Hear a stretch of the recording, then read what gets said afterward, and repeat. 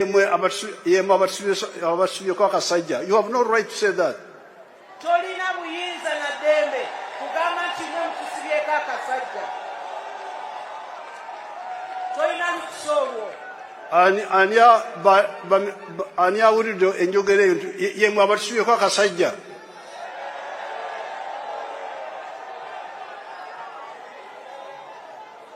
Why would the police hear this and keep quiet?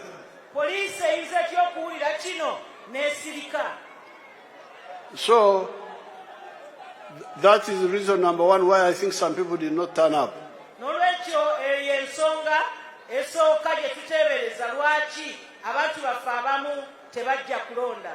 I got 8 million votes who voted for me. Muzeyi yafuna obukadde 8 abamulonda.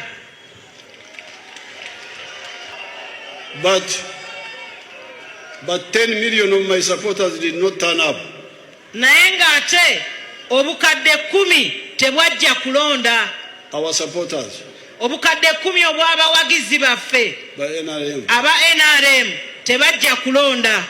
B is a hotel and bar. Tusangibwa Nsago ku lw'Ennakawuka. Ku lw'empeereza ennungi tukola essaawa 24. Tulina ebifo ebisulwamu nga biyonjo, ebiddaabirizibwa buli kadde, ebyemizannyo ng'okulaga omupiira, okuzannya pool n'ebirala. Ebbaala ejjudde obulungi, emmere ekutuukako mangu, paakingi nnungi ate nga security eri gguluggulo. Okubuukinga n'okumanya ebisingawo kuba ku 0790 79 12 04 oba 058 98 77 34. You are not easy when you are not at B is a hotel and bar. Come and experience the ultimate in comfort, entertainment and security with B is a hotel and bar. Nsago, Nakawuka Road. I got 8 million votes who voted for me. Muzeyi yafuna obukadde 8 abamulonda.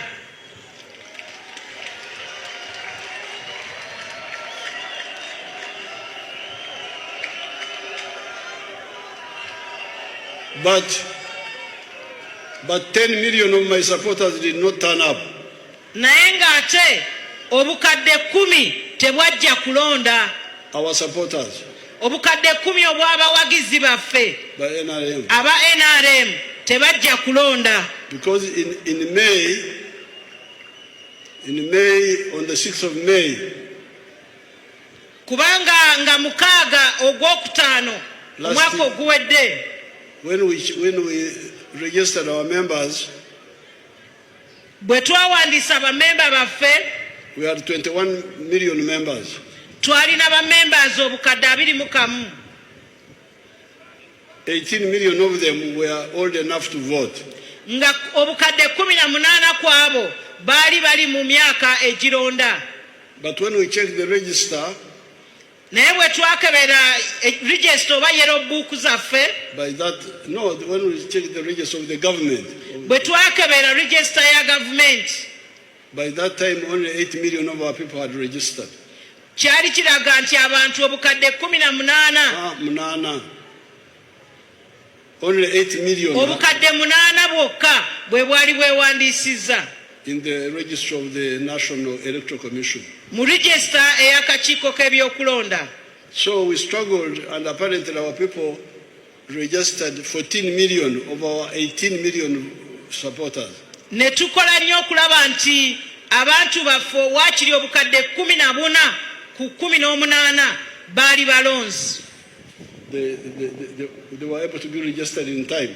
Baali basobola okugenda ne beewandiisa mu kakiiko k'ebyokulonda in time, mu budde nga bukyaliyo, mu kuzza obujja enkalala. But now I got 8 million votes. Naye kati muzeeyi yafuna obukadde 8 obw'obululu. So where are my 6 million votes? Obululu obukadde 6 buli ludda wa? That means some of our people did not turn. I hear the opposition wasting time. kitegeeza nti eriyo abantu baffe abamu abatajjumbira. I hear the opposition wasting time talking nonsense. You really, if you don't know Uganda, you can waste your time. Muze yawulira abavuganya government nga boogera bamala obudde okwogera ebitakwatagana lwakuba tebamanyi Uganda eno.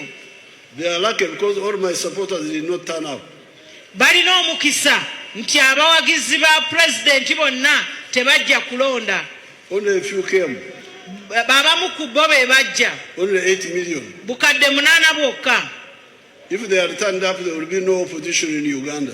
Nti senga bonna bajja ne balonda opposition oba okuvuganya twandibadde tufuma bifume kati. But why did they not come? Naye lwaki tebajja? I think there are two. We are going to study it, but I think there are two reasons. Tugenda kyekenneenya naye nga tulowooza ensonga ziri bbiri. I think, my suspicion. Tulowooza tuteebereza nti ensonga ziri bbiri. Number one, the opposition threatening violence and try. Ensonga esooka abavuganya gavumenti nga batiisatiisa abantu baffe. And then the police, this police doing nothing about it. Ekyokubiri ne poliisi eno neetabaawo kyekola. People misbehaving and nobody does anything about them. Abantu nga bamenya amateeka ne watabaawo kikolebwa. Some people have been attacked. Abantu abamu balumbiddwa. Why should you attack anybody because of the elections? Nga lwaki olumba omuntu oba okumwaŋŋanga olw'okulonda? What right do you have to even use harsh words? Ye obuyinza obujjawa okukozesa ebigambo ebikambwe. Yemwe abasubyeko akasajja. You have no right to say that. Tolina buyinza na ddembe kugamba nti mwe mutusibyeko akasajja. Tolina lukusa olwo. Ani awulidde enjogera eyo yemwe abatusibyeko akasajja.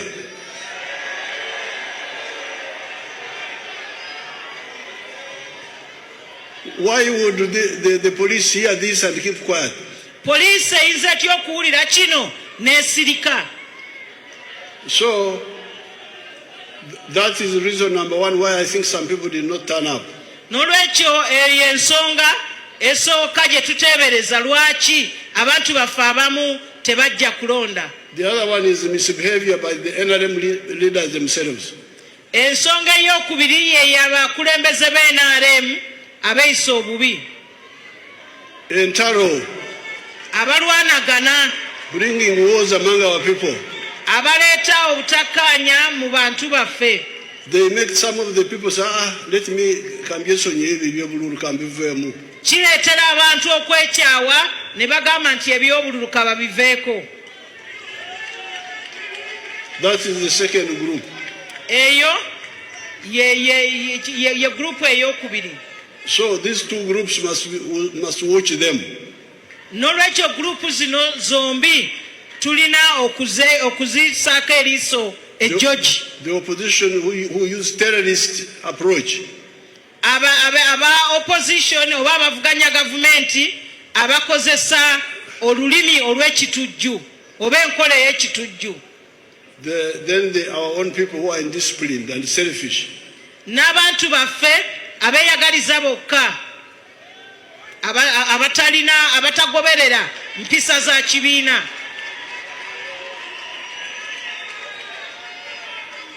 Naye ffe Abaganda b'omu Lukoola, tulina olugero lwaffe olugamba nti ekitata muyima tekikola ki?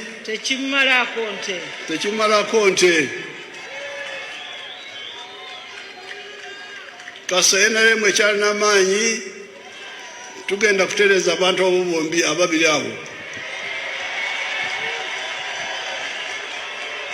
NRM oye! NRM oye! Chikaya kole je bulenga omuzadde kankwanjulire Kikaya College School Bulenga lya Kisulo n'abava ebweru ly'abawala n'abalenzi ligatta amadeeni gonna liviira ddala ku siniya esooka paka ku y'omukaaga lisomesa arts ne sciences. Omwana bamubangulira ddala tebakoma kusoma busomi kyokka bamutendeka emirimu gy'omu mutwe omuli okwokya welding, okusiba amazzi, okusiba enviiri, okukosa okufumba oba kiyite catering and hotel management, okuzimba, okutunga oba kiyite fashion and designing, okukanika emmotoka, okukosa amasannyalaze, ku bitone by'abayizi b'ekansa omuli okuyimba, okusamba omupiira wamu n'okubaka, endya y'abaana nnungi, library ya mulembe. Ow'Ekisulo osasula emitwalo 69. Okwo nno kwe kuli okulya, okusula, okusoma n'endabirira endala yonna. Lisangibwa Bulenga ku Mityana Road, kilomita 7 zokka okuva e Kampala. Kuba ku 0772 442 799. New Subs Fashions tukutuusaako ebiteeteeyi kw'ossa abaya, engatto, ensawo z'abakyala, jackets, jeans n'ebirala. Tusangibwa ku Wilson Street ku kizimbe ekya Sunset Arcade ground floor shop number 2. Okututuukako va ku Pioneer Mall otambule ngadda ku Arua Park, yisa ekizimbe ekya Wilson 1 oyite ku Health Link Pharmacy. Kati awo weekoma yambuka amadaala gakuyingize ku Sunset Arcade. Awo ng'otutuuseeko engoye zaffe tuzijja China, Egypt, Vietnam n'amawanga amalala. Omukyala omwambazi omulungi ayambala naffe. B is a Hotel and Bar. Tusangibwa Nsaggo ku lw'Ennakawuka. Ku lw'empeereza ennungi tukola essaawa 24. Tulina ebifo ebisulwamu nga biyonjo, ebiddaabirizibwa buli kadde, ebyemizannyo ng'okulaga omupiira, okuzannya pool n'ebirala. Ebbaala ejjudde obulungi, emmere ekutuukako mangu, paakingi nnungi ate nga security eri gguluggulo. Okubuukinga n'okumanya ebisingawo kuba ku 0790 79 12 04 oba 058 98 77 34. You are not easy when you are not at B is a Hotel and Bar. Come and experience the ultimate in comfort, entertainment and security with B is a Hotel and Bar. Nsaggo Nakawuka Road. Tattoo Collections. Tuliwo ku lw'endabika ennungi. Ogenda mu ofiisi, olina mbaga oba owujjaddemu ewaka. Tulina ebiteeteeyi ebika byonna mu sayizi zonna. Office dresses, shift pants, party dresses ne casual. Ate mu abambazi b'empale oyagala blouse, sikaati, nammwe tetubeerabidde. Tulina blazers, ensawo z'abakyala ebika byonna n'engatto. Tattoo Collections. Tulina ebyokwebikka ng'amasuuka, duvet covers, zitawel, throw-ons n'ebirala bingi. Ate mu abakyala tulina ebyokwewunda byammwe nga earrings. Oyagala kutereeza ku mubiri gwo? Tulina supplements ez'enjawulo nga collagens, fat burners ne multivitamins mu bika eby'enjawulo. Tusangibwa Ntinda ku kizimbe ekya Ntinda Shopping Center, room number A09, emabega wa Housing Finance Bank, okuliraana Zain Forex Bureau. Okumanya ebisingawo tukubireko ku 0773 72 51 52 oba 0702 89 44 10. Oyinza n'otusindikira email zaitattoo@gmail.com oba genda ku mikutu gyaffe gya social media. Tattoo Collections. Find your style. Find your comfort.